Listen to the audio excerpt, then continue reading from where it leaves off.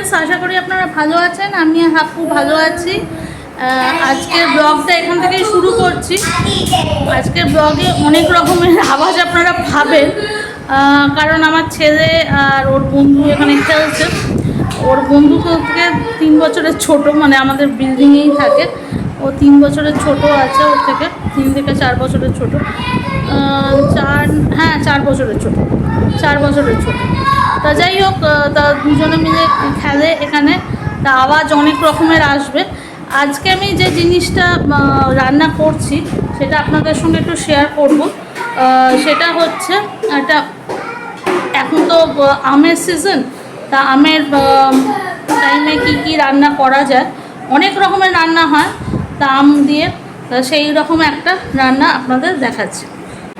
ওকে, দেখতেই পাচ্ছেন আমি এখানে কি করেছি। এখানে আমি করেছি হচ্ছে, আমি 5টা আম থেকে পাল্পটা বার করে, মানে ওটা বিয়ে করে পাল্পটা বার করে সেটা মিক্সিতে গ্রাইন্ড করে, আমি মিক্সিতে গ্রাইন্ড করে সেটা ছেঁকে নিয়েছি। ঠিক আছে, ছেঁকে রেখেছি। এখানে রয়েছে হচ্ছে চিনিগুলোকে গুঁড়ো করে রেখেছি। চিনিগুলোকে তাহলে আমাকে এখন এই দুধটা বসাতে হবে, দুধটাকে অর্ধেক করতে হবে, মানে এখন 500 আছে, অর্ধেকের আম লাগবে।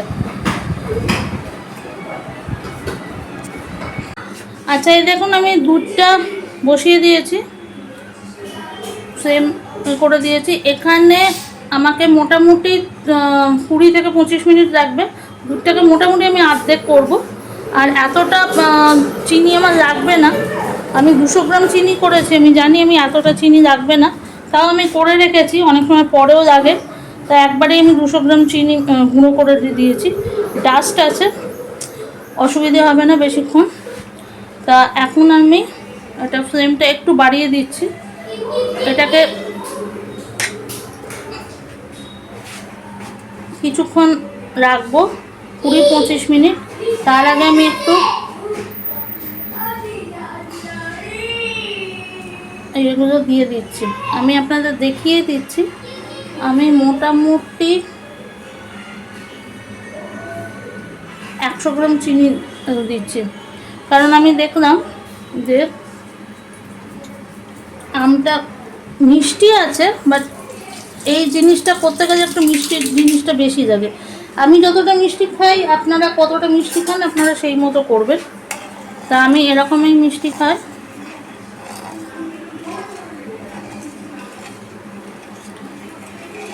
এই যে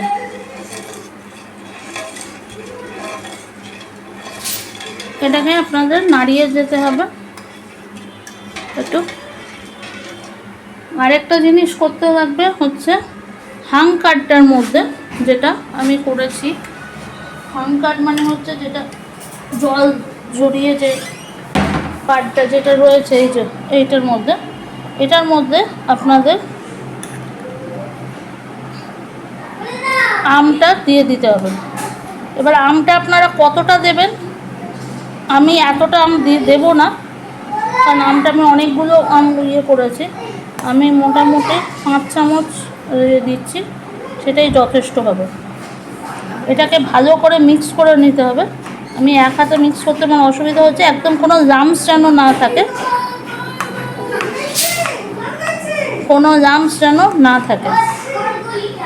ঠিক আছে। এখন লাম্পস হচ্ছে, আমি এটা বন্ধ করে আপনাকে দেখাচ্ছি, যে তারপর লাম্পস না হলে আমি দেখাবো। আমি জানি আজকের ব্লগটা খুব হ্যাফাজলি হবে, কারণ কিছু করার নেই, ওরা ছিল। তা এখন দেখুন দুধটা অনেকটা কমে গেছে, ঠিক আছে। এবারে আমরা এটা দিয়ে দেবো, ব্রেড ক্রাম্বসটা দিয়ে দেবো এর মধ্যে। ব্রেড ক্রাম্বসটা তো অলরেডি করা হয়ে গেছে, 3টে ব্রেড ক্রাম্বস দিয়েছি। আমি সাইডগুলোকে, তখন আমি কথাটা বলতে পারছিলাম না, এত চেঁচামেচি হচ্ছিলো, সাইডগুলোকে ছাড়িয়ে ব্রেডটাকে ক্রাম্ব করে নিয়েছি। এটাকে আপনারা ইয়েতেই করে নিতে পারবেন, মিক্সারে ব্রেডটাকে ক্রাম্ব করে নিয়ে এটার মধ্যে দিয়ে দেবেন। আরও দুধটাকে ঘন হতে হবে। তারপরে দুধটা ঠান্ডা হলে যে মিক্সচারটা আমরা করলাম সেইটা দিতে হবে। তার আগে দেওয়া চলবে না।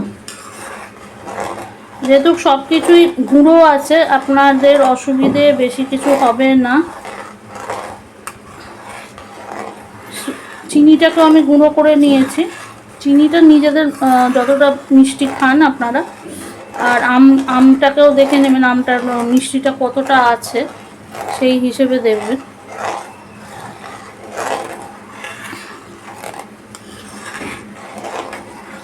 এটা আরেকটু ঘন হবে, তারপরে ঠান্ডা হবে, তারপরে আমি ওই মিশ্রণটা দেব। এই যে এখানে আমি অলরেডি করে রেখেছি, এই যে আম আর হাঙ্কার দিয়ে, মানে জল ঝরা দই যেটা আমরা বলি, সেইটা দিয়ে করে রেখেছি। এই যে হাপ্পু চলে এসছে, হাপ্পু দুষ্টুমি করে যাচ্ছে, সেই জন্য আমার ভয় লাগছে যে কোনটা জিনিস কোথায় ফেলে দেবে। ও খোঁজাখুঁজি করছে যে কি ফেলবো না ফেলবো। তা এটা এখন কিছুক্ষণ আর একটু গাঢ় হবে, তারপরে আমি এটাকে ঠান্ডা করে তারপরে আপনাদের সঙ্গে ফিরছি। আচ্ছা, দেখতে পাচ্ছেন আপনারা, এই যে এতটা ঘন হয়ে গেছে।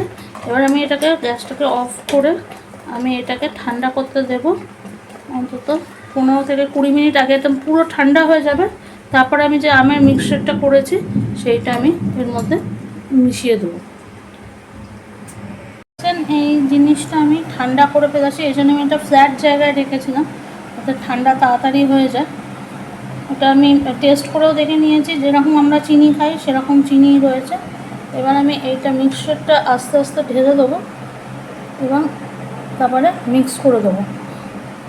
যদি আপনাদের মনে হয় তাহলে এই যে মিক্সচারটা যেটা আপনারা ইয়ে দিয়ে করেছেন, এটার মধ্যে মানে ব্রেড ক্রামস দিয়ে আমরা যেটা করেছি চিনি দিয়ে, তার মধ্যে আপনাদের যদি মনে হয় তাহলে তার মধ্যে আপনারা একটু গুঁড়ো দুধও দিয়ে দিতে পারেন।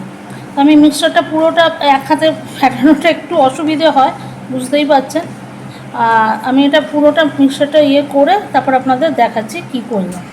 দেখতেই পাচ্ছেন আমি এটা ইয়ে করে নিয়েছি, মিক্স আপ করে নিয়েছি এবং একটা বোলে রেখে আপনাদের দেখাচ্ছি। জাস্ট এরকম ইয়ে করে ডিজাইন করে আপনার ছোটো ছোটো কুচি আমও দিতে পারেন। আমি জাস্ট আম কুচি আর নেই বাড়িতে, সবাই খেয়ে নিয়েছে বাচ্চাগুলো। যাই হোক, আমি আর সেটার ওপরে ইয়ে করলাম না। তা আমি এরকম করে একটা ডিজাইন করে দিয়ে দিলাম। খেয়ে দেখবেন, আমি একবার টেস্ট করে দেখেছি, খুব ভালো। এটাকে কিন্তু ঠান্ডা করতে হবে। এখনই বাচ্চাগুলো সবাই শুরু হয়েছে, আমি আর বেশি দেখাতে পারছি না। ঠান্ডা করে এটাকে ঠান্ডা না করলে এটা ভালো লাগবে না। এটাকে অন্তত 3 থেকে 4 ঘন্টা ফ্রিজে রেখে একটু ঠান্ডা করে তারপরে যদি দেন তাহলে হচ্ছে আসল টেস্টটা। ওকে আজকে আর এর বেশি দেখাতে পারছি না, সব বাচ্চাগুলো এসে গেছে। আন্টি কী করেছো, রান্না করেছো, আমের রান্না ওসব জেনে গেছে। পাশের বাড়ি মাসিমা টাসিমা সবাও জেনে গেছে কী করেছো। আমি বললাম যে ফ্রিজে রাখছি, আগে ঠান্ডা হোক, তারপর আপনাদের সবাইকে দিচ্ছি। যাই হোক, ঠান্ডা করার পরে আর আমি দেখাতে পারবো না। তা ঠান্ডা করে এটা খেলে আমি এমনি টেস্ট করে দেখে নিয়েছি যে একদম মানে একদম ঠিক আছে, কোনো কিছু অসুবিধে হয়নি। আপনারা কতটা মিষ্টি খান সেটা দেখে করে নেবেন। যেটা প্রসেসটা দেখিয়েছি, যেটা আমি বললাম, যদি মনে হয় মিল্ক পাউডার দিতে পারেন, না হলে নাও দিতে পারেন, যেরকম আমি দেখালাম ওরকম করতে পারেন। তবে অবভিয়াসলি 3-4 ঘন্টা ওটাকে ফ্রিজার রেখে ঠান্ডা করে তারপর খাবেন, তাহলে অবভিয়াসলি খুব ভালো লাগবে। ওকে, আজকের মতো আটাটা, love you all, take care and see you in the next video.